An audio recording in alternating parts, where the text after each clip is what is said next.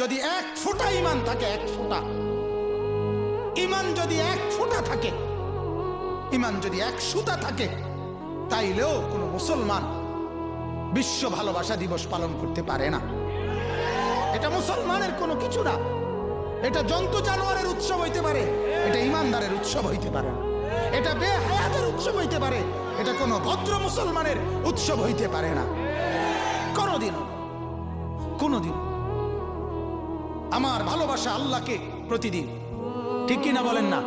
আল্লাহকে ভালোবাসি বছরে কয়দিন? রাসূলুল্লাহ সাল্লাল্লাহু আলাইহি সাল্লামকে ভালোবাসি বছরে কয়দিন? মাকে ভালোবাসি কয়দিন? বাবাকে ভালোবাসি কয়দিন? স্ত্রীকে ভালোবাসি কয়দিন? ছেলেকে ভালোবাসি কয়দিন? মেয়েকে ভালোবাসি আমার কয়দিন? আমার ভাইকে ভালোবাসি প্রতিদিন, আমার বোনকে ভালোবাসি প্রতিদিন, আমার দাদা দাদি নানা নানি চাচা মামা ফুফা খালু আত্মীয় স্বজনকে ভালোবাসি আমি প্রতিদিন। আমার তুমি আলাদা ভালোবাসার একদিন সবক শিখাবে কেন? আমি কি অন্য দিন কন্যা নি? কথা কর না কেন? আমি কি বাকি দিন কন্যা নাকি? তোরা ডাকাইতরা না কন্যাস?